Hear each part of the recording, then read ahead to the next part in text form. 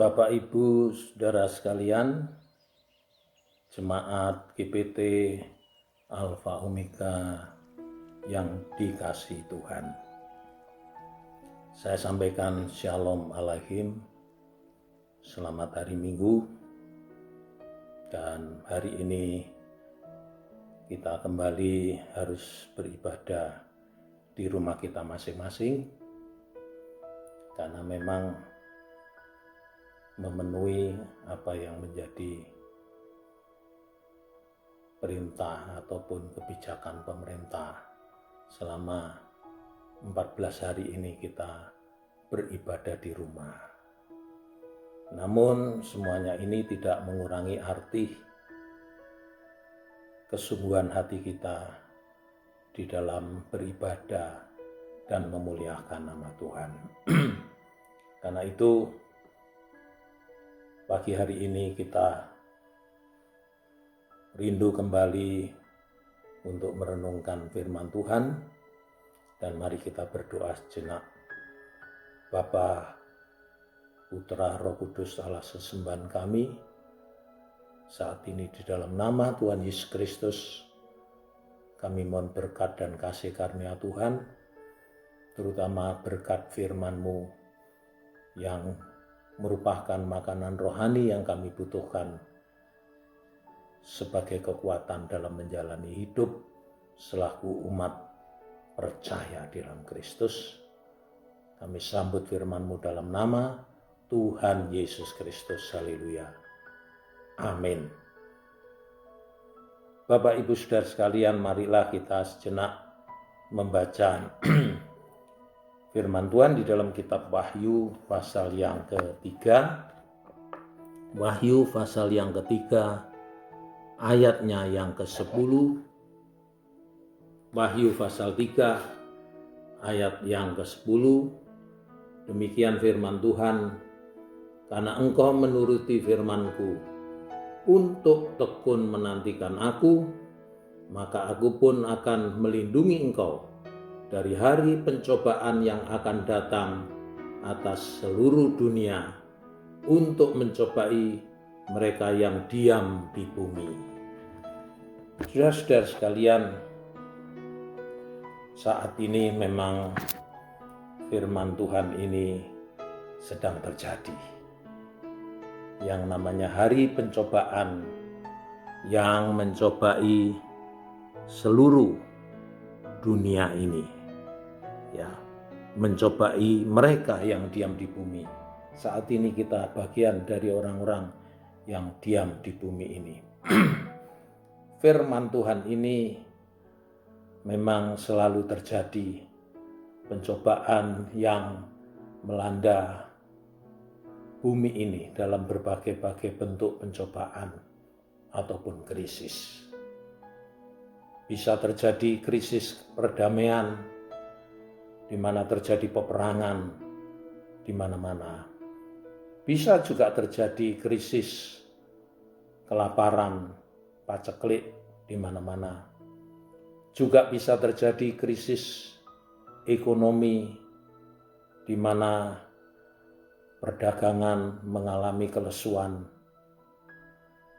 dan juga krisis keuangan, krisis moneter yang pernah terjadi di tahun 1998. Kali ini pencobaan yang melanda seluruh bumi ini adalah dalam bentuk sakit penyakit yang dikenal dengan COVID-19 ini, yaitu penyakit virus corona yang muncul di tahun 2019.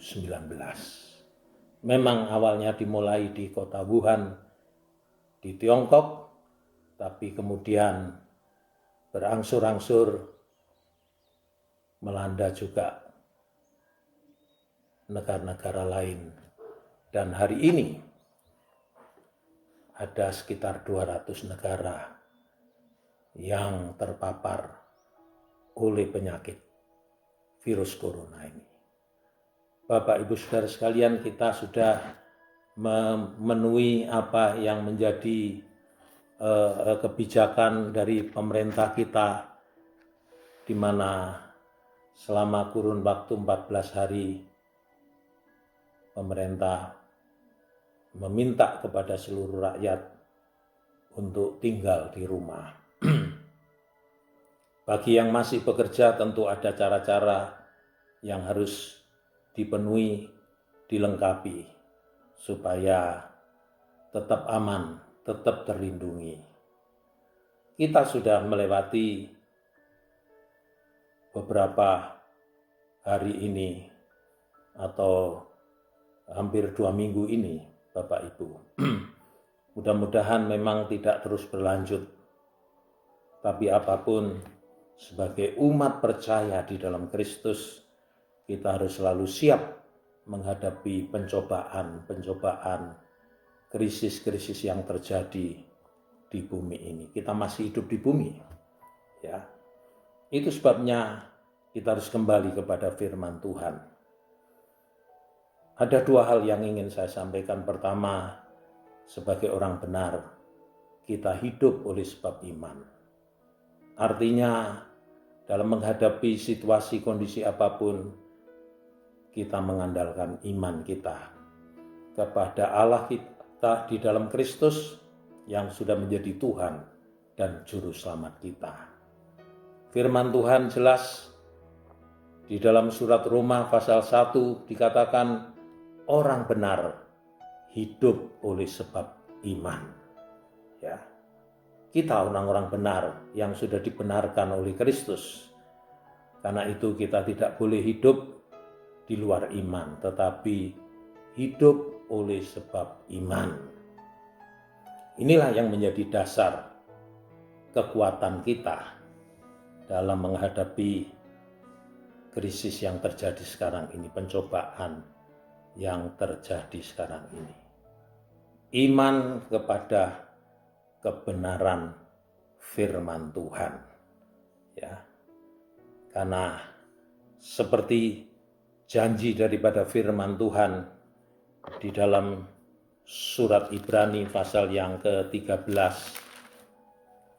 bahwa Tuhan tidak akan pernah meninggalkan kita.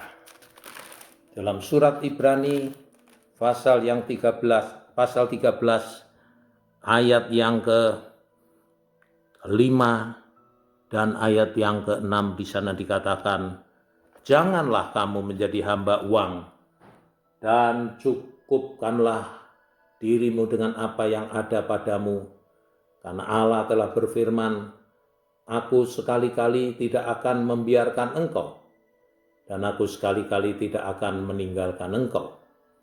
Sebab itu dengan yakin kita dapat berkata, Tuhan adalah penolongku, aku tidak akan takut apakah yang dapat dilakukan manusia terhadap aku. Puji Tuhan. Di sini dikatakan, ya, Tuhan sekali-kali tidak akan meninggalkan engkau, bahkan tidak akan membiarkan engkau. Itu sebabnya kita punya keyakinan iman bahwa kita memiliki Tuhan Yesus Kristus sebagai penolong dalam kehidupan kita, sehingga kita tidak akan takut dan tidak perlu takut. Kenapa kita tidak akan takut, tidak perlu takut? Karena ada Tuhan Yesus Kristus yang menyertai kita. Ketika beliau mau naik ke sorga, beliau berfirman kepada murid-muridnya, aku akan menyertai engkau sampai kesudahan alam. Artinya penyertaan Tuhan tidak terbatas pada murid-muridnya waktu itu. Karena beliau berfirman sampai kesudahan alam, itu artinya beliau menyertai umatnya yang ada di muka bumi ini sepanjang sejarah daripada gereja Tuhan sampai Tuhan datang kembali. Dengan kata lain, sampai saat ini janji Tuhan itu ya dan amin adanya. Jadi penting untuk di dalam kita percaya dan mempercayakan diri kita kepada Tuhan, tidak perlu takut. Ya. Karena takut itu justru merugikan diri kita. Ya. Banyak orang sudah membahas takut itu nanti akan menimbulkan kita jadi lemah, sistem kekebalan tubuh kita akan menjadi lemah dan sebagainya. Ya. Tapi yang terang memang kalau kita takut berarti kita belum percaya bahwa Tuhan itu ada dan Tuhan sudah berjanji, janjinya ya dan amin, aku menyertai kamu. Ya. Sekali-kali aku tidak akan membiarkan kamu dan tidak akan meninggalkan kamu. Aku beserta kamu. Ini yang harus menjadi keyakinan iman kita. Ya. Ini yang harus jadi kepercayaan kita. Bahwa ada Tuhan yang menyertai kita sampai hari ini dan hari-hari selanjutnya. Ada amin? Amin. Ya, puji Tuhan. Yang kedua, saudara-saudaraku, iman kalau tidak disertai dengan perbuatan akan sia-sia. Iman harus disertai dengan perbuatan. Baru iman itu menjadi satu kenyataan yang hidup, saudara-saudara. Perbuatan apa yang dimaksudkan di sini? Ya, yang saya maksudkan dengan perbuatan di sini adalah perbuatan yang berhikmat kebijaksanaan. Karena kalau hanya iman tanpa hikmat kebijaksanaan, maka tidak lengkap. Itu sebabnya Tuhan Yesus di dalam Injil Matius pasal yang ke-10 ayat yang ke-16, ya, Injil Matius pasal 10 ayat yang ke-16, beliau tegas berfirman kepada kita semua, ya, dikatakan di sana, lihatlah aku mengutus kamu seperti domba ke tengah-tengah serigala, sebab itu hendaklah kamu cerdik seperti ular dan tulus seperti merpati. Bapak Ibu Saudara sekalian, ayat ini memang berkaitan dengan banyak hal. Ya, berkaitan dengan hal-hal yang mengancam kehidupan orang percaya. Karena serigala itu ancaman buat domba. Domba itu bicara tentang kita, umat percaya di dalam Kristus, yang digambarkan seperti domba atau kawanan domba, dan Tuhan Yesus adalah gembala agung kita, gembala yang baik, yang sudah menyerahkan nyawanya buat kita. Serigala itu ancaman. Jadi sepanjang zaman gereja tidak pernah sepi dari ancaman. Ya, ancaman itu bisa bermacam-macam. Ancaman kekerasan fisik, ancaman penyesatan, munculnya nabi palsu, Kristus palsu, dan dalam kaitan dengan situasi kita sekarang ini, ancaman itu adalah ancaman sakit penyakit. Virus corona ini penyakit yang penyebarannya itu sangat cepat sekali. Dan ini menjadi ancaman. Ya.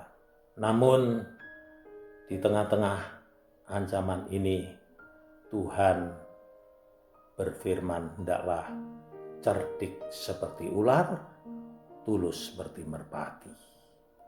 Ya, cerdik tapi tulus. Itu artinya kita harus memiliki hikmat kebijaksanaan.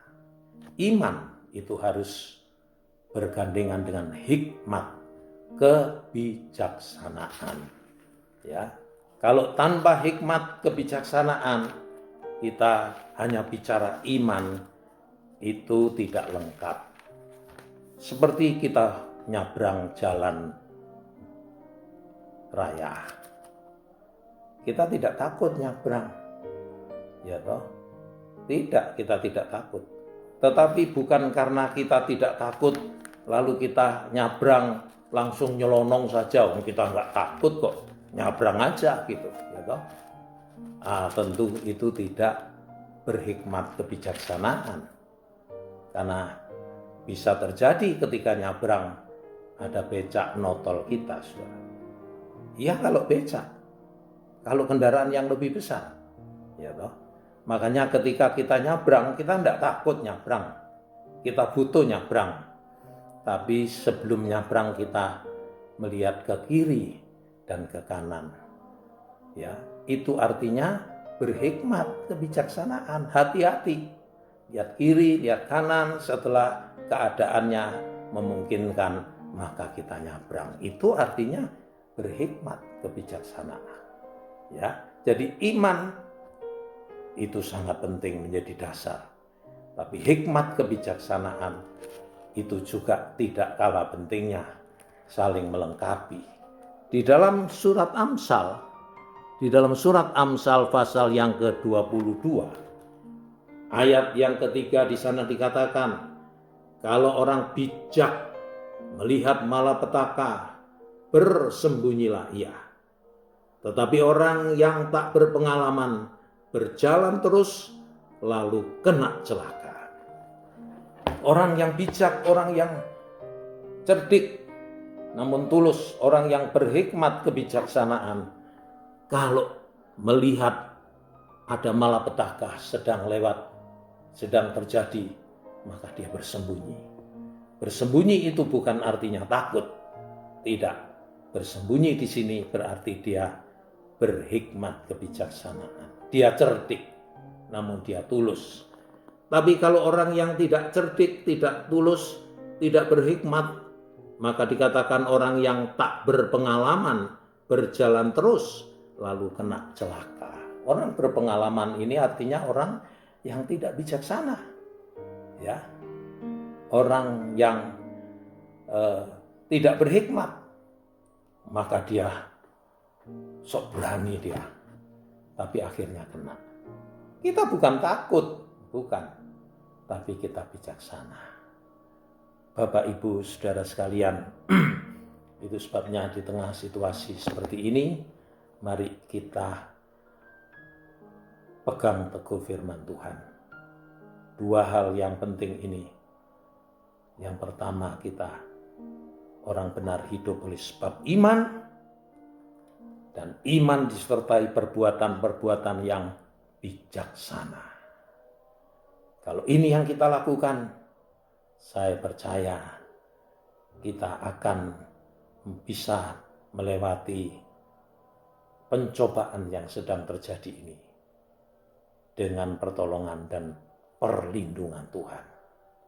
Puji Tuhan. Itu sebabnya mari kita terus mentaati apa yang menjadi himbauan pemerintah, atau katakanlah bukan himbauan tetapi memang aturan daripada pemerintah. Lakukan terus sering-sering cuci tangan. Ya. Kemudian kalau tidak penting, mari kita tinggal di rumah. Ya. Ada banyak yang bisa kita lakukan dengan tinggal di rumah. Pakailah waktu untuk membaca firman Tuhan. Pakailah waktu untuk berdoa. Ya. Ada banyak waktu yang bisa kita gunakan. Jangan tinggal di rumah tapi tidak kita gunakan apa-apa, akhirnya sia-sia. Ya. Atau kita berkarya di rumah. Tuhan akan menolong kita. Dan kalau waktu yang sudah ditentukan oleh pemerintah kita ini nanti selesai, kita yakin ya, kita menjadi bagian dari orang-orang yang sehat dan tetap sehat. Mari Bapak Ibu, kita ambil bagian kita. Tinggal di rumah, itu bagian kita. Sementara di garis terdepan sana ada banyak dokter, ada banyak perawat, ya, berada di baris terdepan sana, berjuang untuk menolong orang-orang yang sudah sakit, yang sudah mengalami positif, ya, terkena virus itu. Waduh, mereka perjuangannya luar biasa. Tapi tidak kalah pentingnya kita yang di garis belakang ini. Kalau kita mentaati, ya, yang ada di garis belakang ini, yang tinggal di rumah ini, akan menolong yang ada di garis depan. Sebab dengan kita mentaati, ya, tugas kita di garis belakang ini, kita sedang memutus mata rantai penularan virus ini sehingga tidak berkelanjutan. Itu sebabnya mari sebagai umat percaya di dalam Kristus kita taat pada Tuhan, kita taat juga kepada pemerintah. Dan sekali lagi kita lakukan dengan dua hal tadi. Orang benar hidup oleh sebab iman, dan orang benar itu imannya diwujudkan dalam perbuatan-perbuatan yang penuh dengan kebijaksanaan. Kiranya Tuhan memberkati kita, dan mari kita berdoa.